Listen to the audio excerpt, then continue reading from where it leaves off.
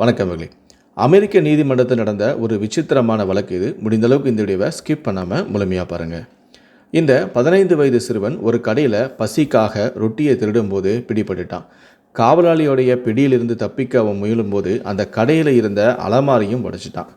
இந்த குற்றத்திற்காக நீதிபதி முன்பு அந்த சிறுவன் நிற்கிறான். நீதிபதி அந்த குற்றத்தை விசாரித்து சிறுவனிடம் கேட்குறார், நீ உண்மையிலேயே ஏதாவது ரொட்டி மற்றும் பாலாடை கட்டியை நீ திருடுனியா அப்படின்னு சொல்லி கேட்குறாரு. உடனே அந்த சிறுவனும் தலையை குனிஞ்சிக்கிட்டு கீழே பார்த்துக்கிட்டு, ஆமாம், நான் ரொட்டியை திருடினேன் அப்படின்னு சொல்கிறான். உடனே நீதிபதி கேட்குறாரு, எதுக்காக தம்பி திருடினேன் அப்படின்னு கேட்குறாரு. உடனே அவன் சொல்கிறான், எனக்கு அது தேவைப்பட்டுச்சு, ஏன் அதை நீ காசு கொடுத்து வாங்க முடியாதா அப்படின்னு கேட்குறாரு நீதிபதி. அதுக்கு அந்த சிறுவன் சொல்கிறான், காசு கொடுத்து வாங்குறதுக்கு என்கிட்ட பணம் இல்லை அப்படின்னு சொல்கிறான். ஏன் உங்ககிட்ட பணம் இல்லைன்னா என்ன, நீ சின்ன பையன் தானே, உன் குடும்பத்தார்கிட்டேருந்து வாங்க வேண்டியதானே அப்படின்னு சொல்லி கேட்குறாரு. அதுக்கு அந்த பையன் சொல்கிறான், இல்லை, எனக்கு அம்மா மட்டும்தான், இப்போ அவங்களும் நோய்வாய்ப்பட்டு படுத்த படுக்கையாக இருக்கிறாங்க, அவங்களுக்கு வேலையும் இல்லை அப்படின்னு சொல்கிறான். அப்படியா, அப்போ நீ ஏதாவது ஒரு வேலை செய்ய வேண்டியதானே அப்படின்னு சொல்லி கேட்குறாரு. உடனே அந்த பையன் சொல்கிறான், நான் இதுக்கு முன்னாடி கார் ஓட்டிக்கிட்டு இருந்தேன், உடம்பு சரியில்லாத என் அம்மாவை கவனிக்கிறதுக்காக ஒரே ஒரு நாள் நான் லீவ் எடுத்தேன், நீ எப்படி நீ லீவ் எடுக்கலாம் அப்படின்னு சொல்லிட்டு என்னை வேலையிலேருந்து அவங்க தூக்கிட்டாங்க அப்படின்னு சொல்கிறான். அப்படியா, சரி, நீ வேறு யாருக்கிட்டேயுமே போய் உதவி கேட்கலையா அப்படின்னு சொல்லி நீதிபதி கேட்குறாரு.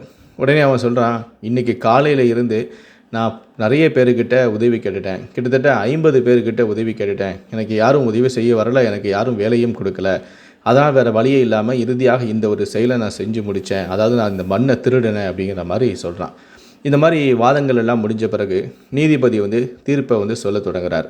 அவர் என்ன சொன்னார்னா, பசியுள்ள ஒரு சிறுவன் ரொட்டியை திருடுவது ஒரு கொடிய குற்றமாகும். இந்த குற்றத்திற்கு நாம் அனைவருமே பொறுப்பு. நான் உட்பட இந்த நீதிமன்றத்தில் உள்ள ஒவ்வொருவருமே குற்றவாளிகளை தவிர நிரபராதிகள் அல்ல. எனவே இங்குள்ள ஒவ்வொருவருக்கும் தலா $10 அபராதம் விதிக்கிறேன். $10 கொடுக்காமல் யாருமே இங்கிருந்து வெளியேற முடியாது அப்படிங்கிற மாதிரி சொல்கிறாரு. இதை சொல்லிவிட்டு நீதிபதி தன்னுடைய சட்டை பையில் இருந்து ஒரு $10 எடுத்து அதற்கு ஏற்ப தன்னுடைய பெயரையும் எழுத ஆரம்பிக்கிறார். மேலும் பசித்த குழந்தையை போலீஸில் ஒப்படைத்ததற்காக அந்த பேக்கரிக்காரருக்கு $1000 அபராதம் விதிக்கிறேன். அதே போல் 24 மணி நேரத்துக்குள் அபராத தொகையை டெபாசிட் செய்யாவிட்டால் கடைக்கு சீல் வைக்கவும் நீதிமன்றம் உத்தரவு பிறப்பிக்கும் அப்படின்னு எச்சரித்தார். பட்டினியால் வாழக்கூடிய ஒரு சிறுவனை நீதிமன்றத்திற்கு கொண்டு வந்ததற்காக காவல்துறைக்கும் நான் $1000 அபராதம் விதிக்கிறேன். இந்த பையனிடம் அந்த அபராத தொகையை முழுவதுமாக செலுத்தி அந்த பையனிடம் நீங்கள் மன்னிப்பு கேட்கும்படி நீதிமன்றத்தில் அவர் கேட்டும் கொண்டார். இப்படி ஒரு தீர்ப்பை கேட்டதுமே நீதிமன்றத்தில் இருந்தவர்களின் கண்களில் இருந்து கண்ணீர் வழிந்தது. சிறுவனின் கை விலங்குகளும் அகற்றப்பட்டன. சிறுவனும் அவ்வப்போது கண்ணீரை மறைத்து கொண்டிருந்த அந்த நீதிபதியும் பார்த்து கொண்டிருந்தான். பட்டினியால் வாடும் ஒருவன் உணவை திருடினால் அந்த நாட்டு மக்கள் வெட்கப்பட வேண்டும்.